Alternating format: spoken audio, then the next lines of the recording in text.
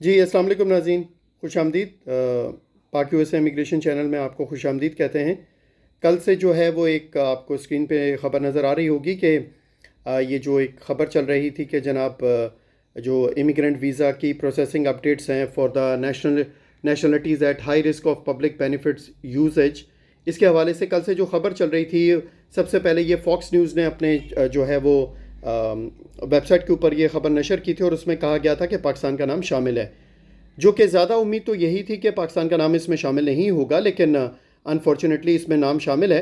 अब ये जो ख़बर आई है इनके ऑफिशियल चैनल पर अगर आप देख सकें तो ये देखिए, स्टेट डिपार्टमेंट की अपनी वेबसाइट के ऊपर 14 जनवरी की लास्ट अपडेटेड ये ख़बर आई है कि immigrant visa processing updates for nationalities at high risk of public benefits usage, कि ये वो तमाम ममालिक हैं कि प्रेसिडेंट ट्रंप ने बिल्कुल क्लियर कर दिया कि immigrants must be financially self sufficient and not be a financial burden to American, कि जितना भी टैक्स पेयर्स का पैसा है उसके ऊपर जो लोग आकर वहाँ पर पब्लिक बेनिफिट्स लेते हैं और मुख्तलिफ तरह की हुकूमत से मराहत लेते हैं, फूड स्टैम्प्स हो गई या हेल्थ केयर हो गया या कोई और हाउसिंग से रिलेटेड हो गया, तो उन तमाम चीज़ों को रोकने की खातिर कि ये टैक्स पेयर्स का पैसा है, इसको इस तरह से हम ज़ाया नहीं होने देंगे, उसके हवाले से उन्होंने कोई तकरीबन 75 ममालिक हैं उन तमाम को इस लिस्ट के अंदर डाला है।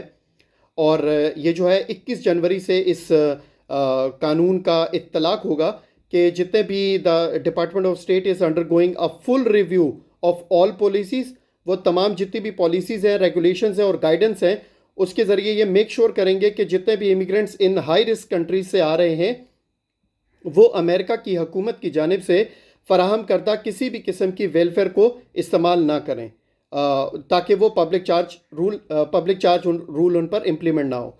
और ये कब से ये कानून लागू होगा? 21 जनवरी 2026 से। तो स्टेट डिपार्टमेंट जो है वो तमाम वीज़ा इशुएंस, जितने भी वीज़ा इशुएंस है इन तमाम कंट्रीज़ को, उनको ये रोक रहा है। और उसमें Afghanistan, Albania, Algeria, Antigua, Barbuda, Azerbaijan, Bahamas, Cambodia, इस तरह मुख्तलिफ ममालिक का नाम लेते हुए इसमें बाकायदा बेलारूस, बेलीज़ और ब्राज़ील और इन तमाम ममालिक के नाम ऐड करने के बाद बांग्लादेश और फिर उसके बाद यहाँ पर पाकिस्तान का नाम भी इसमें ये ऐड हुआ है कि ये वो ममालिक है, हाई रिस्क कंट्रीज़ हैं जहाँ से आने वाले लोग जो हैं वो हमारे मुल्क से बाकायदा ये लोग जो है वो लेते हैं, पब्लिक बेनिफिट्स लेते हैं और हुकूमत से मराहत लेते हैं। अच्छा, इसके बारे में जो लोग सवालात कर रहे थे कि इससे किस पे असर होगा और किस पे नहीं होगा, अब इस पे थोड़ी सी बात करते हैं। आप यकीन जानिए कि कल रात से जब से ये ख़बर आई है, मैं कल रात से ही कोशिश कर रहा था कि इसके बारे में कोई वीडियो बना सकूं, लेकिन ज़हनी तौर पे मैं ख़ुद इतना ज़्यादा इसको लेकर परेशान था कि मुझे समझ नहीं आ रही थी कि मैं किन अल्फाज का चुनाव करूं इसके बारे में। खैर, थोड़ी सी सोच विचार के बाद कि मैंने हमेशा कोशिश की है कि मैं उम्मीद का बिज़नेस करूं, डर का बिज़नेस नहीं। दुनिया में बहुत सारे लोग डर का बिज़नेस करते हैं, मैं डर का बिज़नेस नहीं करता, उम्मीद का बिज़नेस करना चाहता हूं कि देखिए, कोशिश करूंगा कि इसमें से आपको कोई एक अच्छी उम्मीद दिला सकूं, जो मेरा अंदाज़ा है मैं वो बयान करूंगा। अब इसमें कहते हैं कि what happens to my immigrant visa interview appointment, कि जिन लोगों के इंटरव्यू अपॉइंटमेंट आई हुई है या आने वाली है उनका क्या होगा। तो जितने भी इमिग्रेंट वीज़ा एप्लीकेंट्स हैं इन ममालिक के, उनको जो है वो अपने वीज़ा प्रोसेस, मतलब USCIS की स्टेज पर या NVC की स्टेज पर अगर आपका केस प्रोसेस हो रहा है तो आपका केस प्रोसेस होता रहेगा, और जिन लोगों का इंटरव्यू आया हुआ है वो अपना इंटरव्यू भी अटेंड करेंगे, लेकिन तमाम लोगों को इंटरव्यू अपॉइंटमेंट्स भी मिलती रहेंगी।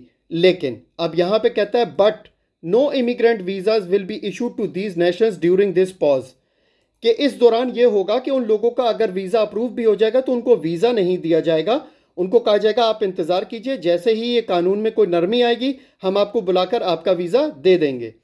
अच्छा, इसमें होगा क्या? जैसे मिसाल के तौर पे कोई भी एक XYZ पर्सन है, उसका आजकल में इंटरव्यू है, वो अपने इंटरव्यू पर जाते हैं और 21 तारीख के बाद वो अपने इंटरव्यू पर जाते हैं, वीज़ा ऑफिसर उनसे तमाम चीज़ें पूछता है। अब यहाँ पर ये क्या कानून है? ये पब्लिक चार्ज रूल के मुताबिक लोगों को डिसक्वालीफाई करेंगे। मिसाल के तौर पर कोई XYZ पर्सन कोई जा रहा है 21 तारीख या 22 तारीख 24 तारीख को, वो इंटरव्यू देता है और इंटरव्यू के दौरान अगर उसका जॉइंट स्पॉन्सर या उसका जो भी फाइनेंशियल सपोर्ट है, एफिडेविट ऑफ सपोर्ट या उसका जॉइंट स्पॉन्सर जो है वो एक स्ट्रॉन्ग इनकम है, एक अच्छी इनकम है और वो इजीली फाइनेंशियली सपोर्ट कर सकता है, तो याद रखिए कि उसके केस में कोई प्रॉब्लम होने के चांसेस नहीं है। लेकिन ये नहीं है कि वहीं के वहीं उसको वीज़ा दे दिया जाएगा, उसके वीज़ा को होल्ड किया जाएगा। होल्ड करने के बाद जैसे ही यहाँ पर कोई नरमी आएगी तो ये पॉज हटेगा तो फ़ौरन उसको वीज़ा इशू हो जाएगा। अच्छा, मेडिकल से लेकर वीज़ा एक्सपायरी तक का 6 महीने का टाइम होता है। तो जनाब ये बात याद रखिए, पाकिस्तान के इस वक्त ताल्लुकात बहुत अच्छे चल रहे हैं। ये जो भी हुआ है पाकिस्तान के साथ, ज़्यादा उम्मीद यही है कि ये अगले मे भी एक आध हफ्ते में ही या 1 से 2-3 महीने, मैक्सिमम 4 महीने के अंदर अंदर, मैक्सिमम हो सकता है 3-4 दिन में ये मामला हल हो जाए या 1 महीने में ही हल हो जाए, मैक्सिमम 3-4-5 महीने के अंदर अंदर ये मामला हल हो जाएगा। और ज़्यादा उम्मीद यही है कि पाकिस्तान का नाम इसमें से निकाल दिया जाएगा या कोई सर्टेन एक्सेप्शन में भी सर्टेन एक्सेप्शन दे दी जाए। ये तो अब हुकूमती सतह पर जब मुज़ाकरात होंगे और बातचीत होगी तो फिर ही पता चल पाएगा कि आया ऊँट किस करवट बैठता है। लेकिन अभी फिलवक्त जिन लोगों के इंटरव्यूज़ होंगे उनके इंटरव्यूज़ होंगे और उनको वीज़ा भी अप्रूवल भी होगा, तब भी वीज़ा मिलेगा नहीं। बाद में जब ये पॉज ख़त्म होगा तब उनको वीज़ा मिलेगा। अच्छा, इसमें कोई एक्सेप्शंस हैं? एक्सेप्शंस ये हैं कि अगर मिसाल के तौर पे कोई XYZ पर्सन है, उसके पास पाकिस्तानी पासपोर्ट भी है और मिसाल के तौर पे यूरोप के किसी मुल्क का भी पासपोर्ट है, तो वो यूरोप के किसी पासपोर्ट के बिहाफ पर अगर अपना इंटरव्यू देता है तो हो सकता है कि फिर उसको एक्सेप्शन मिल जाए, फिर उसको जो है वो उसके ऊपर ये वाला रूल इम्प्लीमेंट नहीं होगा। अच्छा, जिन लोगों का अब ये कह रहा है कि does this affect my current valid visa, अब जिन लोगों के वीज़ाज लग गए हैं उनका क्या सीन है भाई? उनका सीन ये है कि किसी भी किस्म का कोई भी इमिग्रेंट वीज़ा अभी रिवोक नहीं किया गया। किसी भी किस्म का इमिग्रेंट वीज़ा किसी का भी रिवोक नहीं किया गया और जिन लोगों के वीज़ाज लगे हुए हैं वो तमाम के तमाम वीज़ाज अभी अपनी जगह पर चलते रहेंगे और वो लोग अपनी जगह पर ट्रैवल कर सकते हैं, किसी को भी उन्होंने रोका नहीं है। तो जिनका वीज़ा लग गया है वो ट्रैवल करना चाहें, कोशिश करें 21 तारीख से पहले ही ट्रैवल कर जाएं। अगर नहीं कर सकते तो उनके लिए तब भी कोई प्रॉब्लम नहीं है। अब यहाँ पर बहुत सारे लोग पूछे थे कि अगर हम ग्रीन कार्ड पर हैं और ग्रीन कार्ड पर हम पाकिस्तान आते हैं किसी काम के लिए, किसी फैमिली इवेंट में, तो क्या हम यहाँ पाकिस्तान में रुक सकते हैं और वापसी में हमें कोई प्रॉब्लम तो नहीं होगा? तो नहीं जनाब, आपको वापसी में कोई प्रॉब्लम नहीं होगा। पहले भी जब ट्रैवल बैन लगा था, आपको याद होगा, उस टाइम भी शोर मचा था कि पाकिस्तान का नाम मौजूद है, लेकिन पाकिस्तान का नाम नहीं था। तो अब भी जो होगा, अगर पाकिस्तान का नाम इसमें मौजूद भी है तो जो ग्रीन कार्ड होल्डर पाकिस्तान आएंगे वो बाकायदा आसानी से वापस अपने मुल्क जा सकते हैं अमेरिका, उन्हें एंट्री में एग्जिट में कोई प्रॉब्लम नहीं होगा। अच्छा, उसके बाद does this apply to tourist visas? ये टूरिस्ट वीज़ा किसी भी नॉन इमिग्रेंट वीज़ा पर अप्लाई ये रूल नहीं होगा। इमिग्रेंट वीज़ाज में जितने भी फैमिली कैटेगरीज है, IR1, IR5, F1, F2A, F2B, F3, F4, EB1, EB2, EB3, EB5, ये सब इसमें शामिल हैं। तो ये अब तक की ताज़ा तरीन मालूमात हैं और ये आपको बाकायदा स्टेट डिपार्टमेंट की वेबसाइट से मैं आपको दिखा रहा हूँ। तो अब तक की ताज़ा तरीन मालूमात ये हैं। मज़ीद जैसे ही इसके बारे में कोई मज़ीद अपडेट आएगी वो इंशाल्लाह आपके साथ शेयर की जाएगी और मुझे ज़्यादा उम्मीद यही है कि कुछ टाइम के दौरान इंशाल्लाह इसमें से पाकिस्तान के लिए कुछ ना कुछ मामला बेहतर हो जाएंगे, लेकिन ये हकूमती सतह पर कुछ कोशिशों के बाद ही मुमकिन हो पाएगा।